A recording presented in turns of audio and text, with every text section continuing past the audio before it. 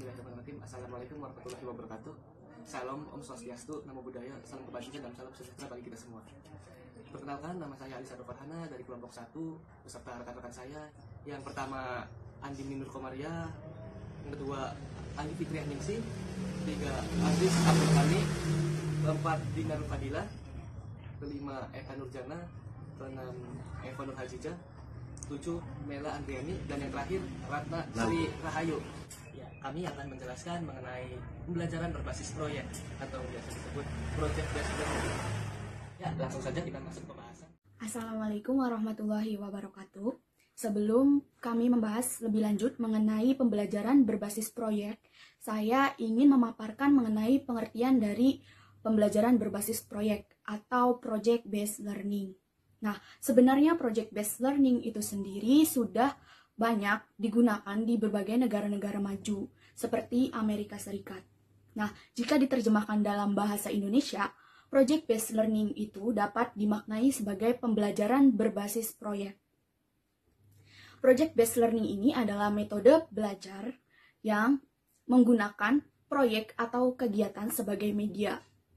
Nah, pembelajaran berbasis proyek ini merupakan metode belajar yang menyuguhkan masalah sebagai langkah awal, mengumpulkan dan mengintegrasikan pengalaman untuk menciptakan pengetahuan baru berdasarkan aktivitas secara nyata. Nah, project based learning ini merupakan metode pembelajaran yang banyak sekali digunakan dalam proses belajar karena memang tujuannya ini adalah membuat siswa untuk lebih mengeksplorasi, mensintesis informasi sehingga hasil belajarnya itu bagus. Nah, project based learning ini menyuguhkan masalah-masalah kompleks yang kemudian nantinya akan dibahas untuk mengetahui pengetahuan yang baru berdasarkan pengalaman sehingga sesuai dengan aktivitas secara nyata dari siswa tersebut. Baik ya, bismillahirrahmanirrahim. Saya akan melanjutkan pemaparan materi dari Dinar mengenai pengertian pembelajaran based learning. Jadi yang akan saya bahas yaitu mengenai pendapat-pendapat para ahli mengenai metode pembelajaran ini. Dari beberapa pendapat yang ada, saya hanya akan menyebutkan 2 pendapat saja. Yang pertama yaitu dari Thomas dan Michelson. Mereka mengatakan bahwa PBL ini atau Project Based Learning ini adalah pengajaran sistematik yang mengikutsertakan pelajaran ke dalam pembelajaran pengetahuan dan keahlian yang kompleks, kemudian pertanyaan yang autentik dan perancangan produk dan tugas. Dan lanjut yang kedua yaitu dari Bot dan Pelotti. Mereka mengemukakan bahwa PBL ini merupakan cara yang konstruktif dalam pembelajaran karena di sini menggunakan permasalahan sebagai stimulus dan metode ini memfokuskan pada aktivitas pelajarnya. Sebenarnya dari 2 pendapat tersebut memang saling terkait ya, karena memang metode ini memfokuskan pada pemberian masalah pada peserta didik gitu. Jadi membuat mereka bisa aktif dalam pembelajaran tersebut. Saya baca juga gitu, menurut hasil penelitian bahwa terdapat hubungan yang erat dari proses si anak ini memperoleh pengalaman yang sebenarnya gitu, pengalaman langsung dengan pendidikan. Nah, oleh karena itu sebenarnya pendidikan bagi anak harus terintegrasi dengan kehidupan anak, di mana mereka lebih banyak mendapatkan pengalaman-pengalaman secara langsung gitu, dihadapkan dengan pengalaman-pengalaman yang sebenarnya. Ya, baik itu saja yang dapat saya paparkan mengenai pengertian metode project based learning. Silahkan dilanjut ke pemateri berikutnya. Terima kasih. Ciri-ciri pembelajaran project based learning. Nah, project based learning sendiri adalah model pembelajaran yang memiliki karakteristik sebagai berikut. PJBL yaitu project based learning dilakukan untuk memperdalam pengetahuan dan keterampilan. Nah, keterampilan yang diperoleh dengan cara membuat karya atau proyek yang berkaitan dengan materi pembelajaran dan kompetensi yang diharapkan dimiliki peserta didik. Mencakup kegiatan menyelesaikan masalah, pengambilan keputusan, keterampilan melakukan investigasi, dan keterampilan membuat karya. Keterampilan melakukan investigasi dan keterampilan membuat karya memungkinkan siswa untuk melakukan aktivitas belajar saintifik berupa kegiatan bertanya, melakukan pengamatan, melakukan penyelidikan atau percobaan menalar, dan menjalin hubungan dengan orang lain dalam upaya memperoleh informasi atau data. 45 pembelajaran berbasis proyek merupakan pembelajaran yang berpusat pada peserta didik dan melibatkan tugas-tugas pada kehidupan nyata. Tugas proyek menekankan pada kegiatan penelitian berdasarkan suatu tema atau topik yang telah ditentukan dalam pembelajaran. Penyelidikan atau eksperimen dilakukan secara otentik dan menghasilkan produk nyata yang disusun dalam bentuk produk. Produk kemudian dikomunikasikan. Nah, 46 pembelajaran berbasis proyek yang efektif memiliki karakteristik sebagai berikut. Nah, pertama, mengarahkan siswa untuk menyelidiki ide dan pertanyaan yang penting. 2, merumuskan proses penyelidikan. 3, didorong produktivitas mandiri siswa dan presentasi daripada pemberian informasi oleh guru. 4, memerlukan pemikiran yang kreatif. 5, kritis dan pengetahuan untuk menginvestigasi, menarik kesimpulan, serta terhubung dengan dunia nyata dan permasalahan yang nyata tentunya. 47 berdasarkan karakteristik tersebut terlihat bahwa model project based learning memberikan kebebasan kepada peserta didik dalam menjalankan proses pembelajaran, mulai dari membuat keputusan, mendesain solusi untuk memecahkan masalah, sampai nanti hasilnya menjadi yaitu produk. Sehingga dalam model pembelajaran 45 LBH 174 sampai 175 46 Kurniasih OPCIT H82 sampai 837 Satria Mihardi et al. Tanda petik The Effect of Project Based Learning Model with KWL Worksheet on Student Creative Thinking Process in Physics Problem, yaitu dari Journal Education and Practice Volume 4 nomor 25 tahun 2013 halaman 192. Ini siswa berperan aktif dan guru hanya berfungsi sebagai fasilitator saja. Semua kegiatan berpusat pada siswa.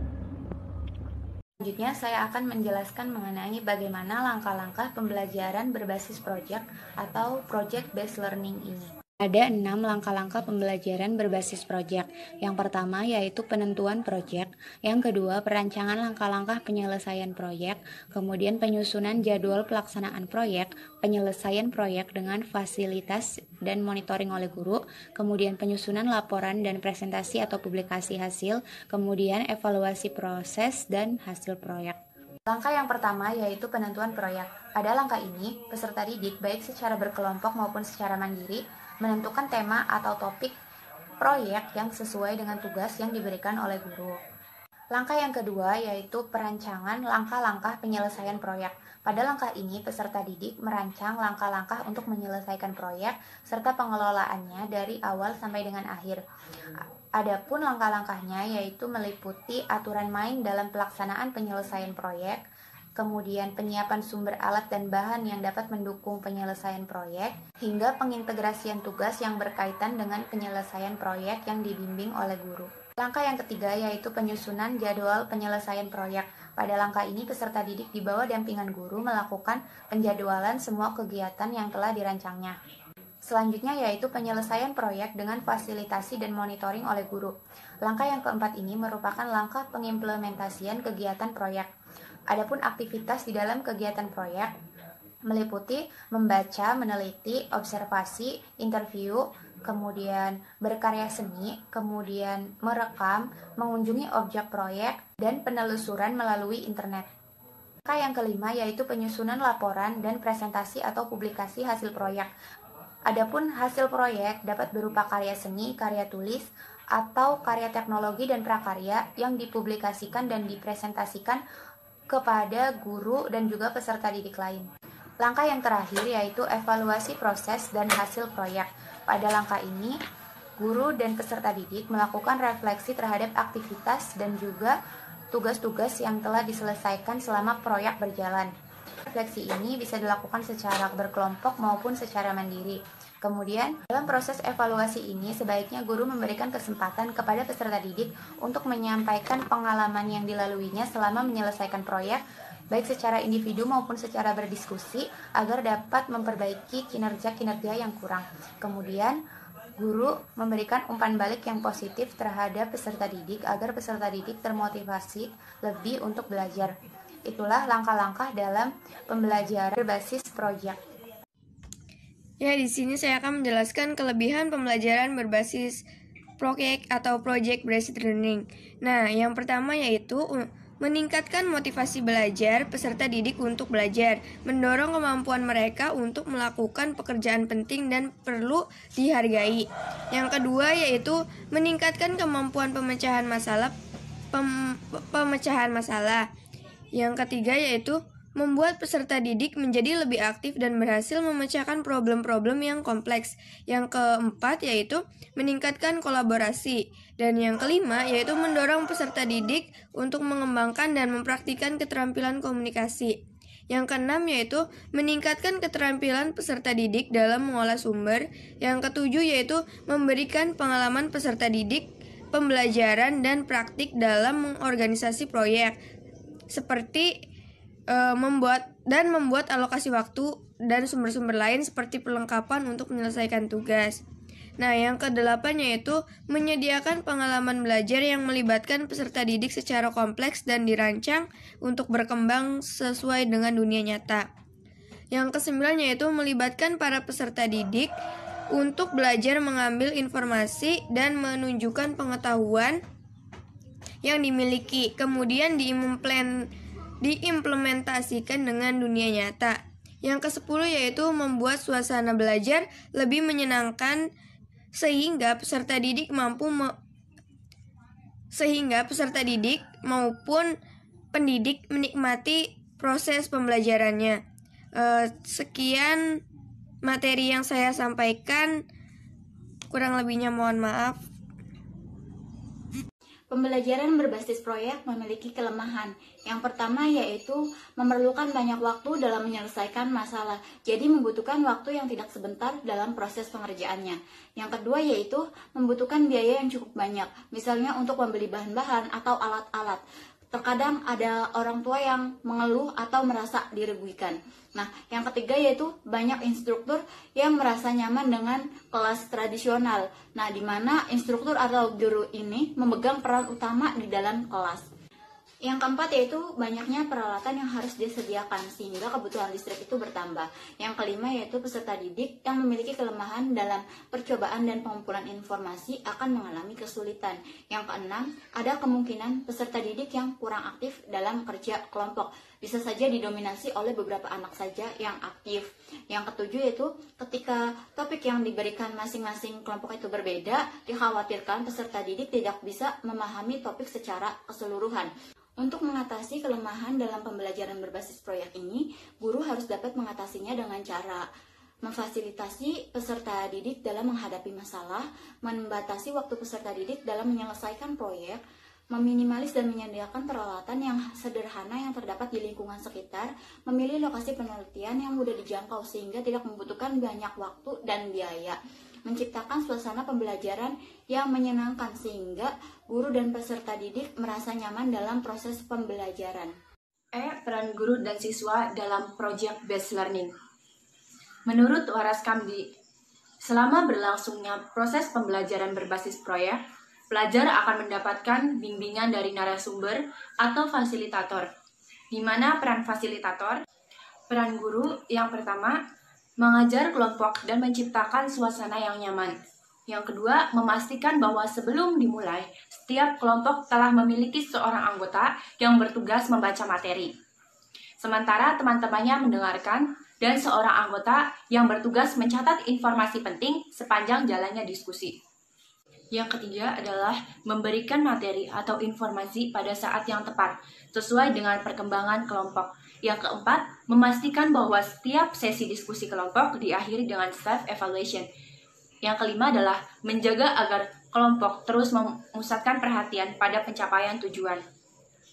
Yang keenam, memonitor jalannya diskusi dan membuat catatan tentang berbagai masalah yang muncul dalam proses belajar serta mengajar agar proses belajar terus berlangsung. dengan tujuan agar setiap tahapan dalam proses belajar tidak dilewati atau diabaikan, sehingga tiap tahapan dilakukan dalam urutan yang tepat. Yang ketujuh adalah menjaga motivasi pelajar dengan mempertahankan unsur tantangan dalam penyelesaian tugas dan juga mempertahankan untuk mendorong pelajaran keluar dari kesulitan. Yang kedelapan adalah membimbing proses belajar dengan mengajukan pertanyaan yang tepat pada saat yang tepat, secara mendalam tentang berbagai konsep, ide, penjelasan, sudut pandang, dan sebagainya. Yang kesembilan adalah mengevaluasi kegiatan belajar, termasuk partisipasi pelajar dalam proses berkelompok. Pengajar perlu memastikan bahwa setiap pelajar terlibat dalam proses kelompok dan berbagai pemikiran dan pandangan. Yang selanjutnya adalah peran siswa, di mana diantaranya adalah yang pertama, menggunakan kemampuan bertanya dan berpikir. Yang kedua, melakukan riset sederhana. Yang ketiga, mempelajari ide dan konsep baru. Yang keempat adalah belajar mengatur waktu dengan baik. Yang kelima, melakukan kegiatan belajar sendiri atau kelompok. Yang keenam, mengaplikasikan belajar lewat tindakan. Yang ketujuh, melakukan interaksi sosial. Di antaranya adalah wawancara, survei, observasi, dan lain sebagainya. Apa saja sih yang kalian ketahui tentang prinsip-prinsip dari PBL itu sendiri? Ya, kali ini saya akan sedikit menjelaskan tentang prinsip-prinsip dari PBL. Menurut Thomas itu, prinsip dari PBL sendiri terbagi menjadi 5. Yang pertama ada prinsip sentralis, yang kedua ada prinsip pertanyaan pendorong, yang ketiga ada prinsip investigasi konstruksi, yang keempat ada prinsip otonomi, dan yang kelima ada prinsip realistis. Ya, yang pertama itu ada prinsip sentralis. Prinsip ini itu menegaskan bahwa problem based learning atau PBL ini harus merupakan esensi dari kurikulum dan dilakukan sebagai kegiatan yang utama, di mana kegiatan ini bukan kegiatan tambahan atau kegiatan suatu praktek, tetapi merupakan kegiatan yang paling utamanya.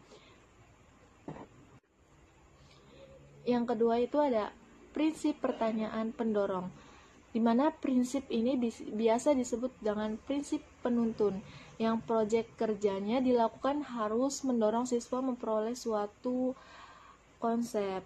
Yang ketiga ada prinsip investigasi konstruktif. Prinsip ini merupakan proses yang mengarah pada pencapaian suatu tujuan, yang mengandung kegiatan inquiry, pembangunan konsep, dan resolusi. Yang keempat ada prinsip otonomi. Prinsip ini memberikan suatu kebebasan kepada siswa untuk menentukan sendiri pilihannya dan bertanggung jawab atas proyek yang dilakukan. Di sini guru hanya sebagai fasilitator dan motivator bagi siswa yang melakukannya. Yang kelima itu ada prinsip realistis. Prinsip yang mendorong arti bahwa proyek yang dilakukan ini nyata, tidak dibuat-buat, dan ada di dalam masyarakat. Demikian akhir presentasi kelompok kami. Semoga bermanfaat untuk kita semua. Semoga apa yang disampaikan barusan adalah awal untuk kita menerjang badai kehidupan. Terima kasih atas perhatiannya. Kurang lebihnya saya mohon maaf. Billahi taufiq wal hidayah. Wassalamualaikum warahmatullahi wabarakatuh.